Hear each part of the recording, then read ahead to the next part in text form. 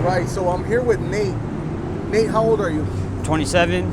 Are you originally from Arizona? Yes, sir. Born and raised. Mesa-Made. Mesa?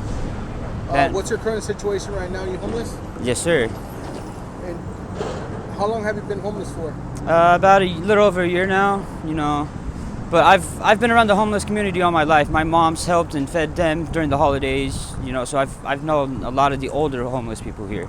The ones that have been out here 10, 12, 15, 20 years.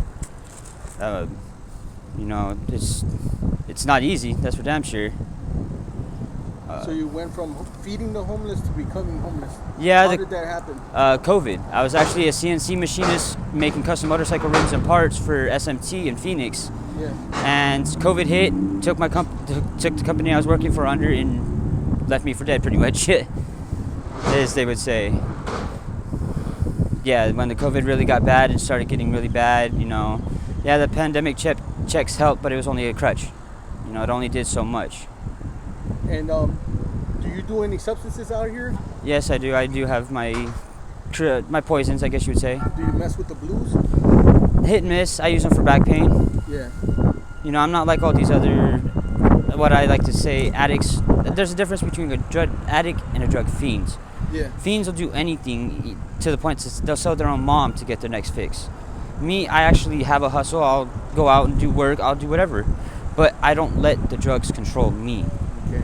I use it for, like I said, pain. I have a tumor on my left temple. I've got cancer on my right testicle, and I've had 12 concussions. I've got a lot of brain damage. I'm a schizophrenic with multi-personality disorder and bipolar. I self-medicate because of the medications that doctors have tried to put me on haven't worked, and I've had to find my own way around. You were telling me earlier that there's two types of homeless out here. Yes, to break that down, there is two types of homeless. There's those who choose to be out here because they don't fit in with society, and those who are out here because they got rejected by society. Because they were, like I said, there's two types of drug addicts: a drug addict and a drug fiend. Yeah. They're the ones that will steal from you. Those are what I'm saying, the other type of homeless.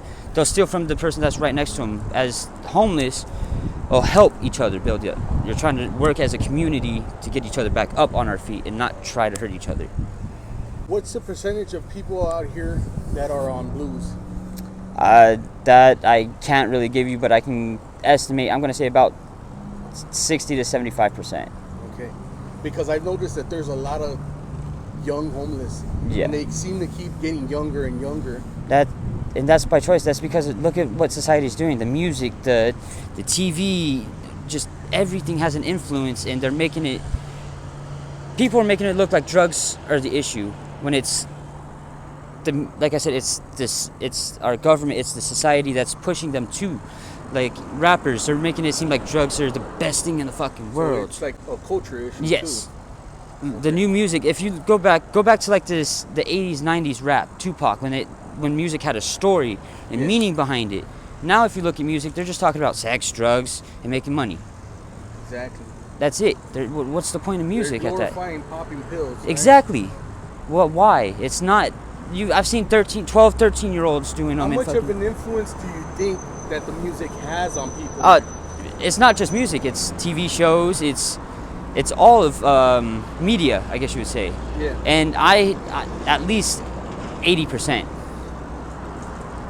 Like I said, you're looking at kids that are idolizing rappers and actors and people who are of fame and fortune, and they're like, oh, I want to be like that. But the people that they're idolizing are trying to kill the younger generation. Exactly.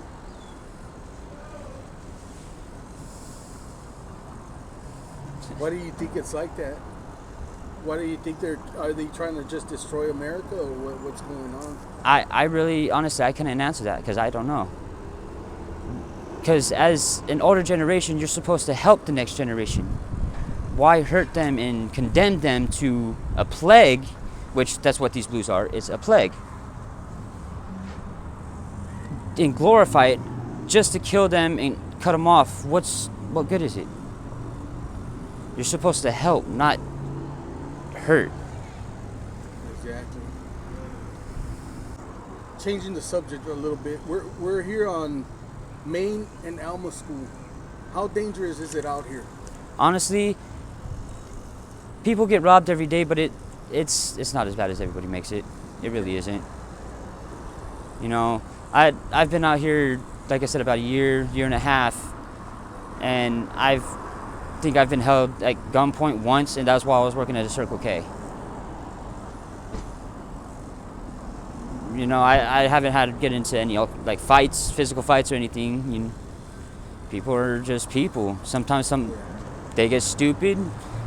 I prefer to diplomatically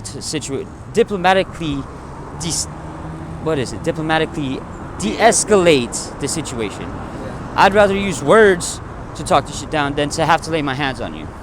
Because if I gotta lay my hands on you, that means you're threatening my life, which means my life feels threatened. I have the right to. It's do or die at that point. You know, like, and I don't want to have to hurt people. I don't enjoy it. But, you know, sometimes you got to do what you got to do. So what do you do out here to survive, bro? Do little odd and end jobs. You know, I'm a home renovator. I do construction here and there as, I guess, a subcontractor. You know, fly a sign. I mean, in some aspects, people look at it as it's just asking for money, but sometimes you have to ask for a little bit of help to get by. Yeah. To be able to survive, you have to ask for help when you know it's out of your hands. What kind of work were you doing before you were homeless? I was a CNC machinist. I was operating Haas machines, making custom motorcycle parts and rims for Harleys. And then before that, I was working at a yacht company building yachts. I was doing everything from fabricating to aluminum framing. I've had a lot of really good jobs that I can't say I necessarily fucked up. I've had a lot of health issues that have been involved, but for as young as I am, I do say I'm proud of what I've done without being a high school graduate. You know, I'm proud, except, you know, this situation I'm in at the moment. Well, it's not too late to get out of it, bro. Oh yeah, no, I know. I'm working my way up. It's just between have family out here? my mom, that's Yeah. about it. My mom's got stage 2 stomach cancer, and this is the 5th time she's had cancer. So if I'm not trying out here to hustle money for me and her to eat, or for her to have her medicine or something, I'm out here just trying to survive. I mean, everything I have goes to her pretty much. I haven't even had money to go get my ID to be able to try to go get work because everything goes to her. You know, as the right of the firstborn, she did her part when we were younger. Yeah. And I'm her firstborn, so it's my turn to take care of her. All right, man. If we have any younger viewers that are watching this interview and they're thinking about trying any substances or running the streets, what kind of advice would you give them? Don't do it. It's a curse. And it's nearly impossible to get off without help. And don't be afraid to ask for help. It's not weak. It takes a stronger person to know that they can't handle it by themselves than to try to handle it by themselves. Exactly. All right, Nate. Thank you for sharing your story. I really do appreciate it. Are you okay with me using this on my YouTube channel? Yes, sir. And Nate, just in case some of my subscribers want to reach out to you with any sort of donations, any sort of help, do you have any social media where they can contact you? Not really. I mean, I have an email if that works. Yeah, that's good. It's nanobyte NANOBYTE 2626 @gmail.com. All right, Nate. Thank you. Appreciate it.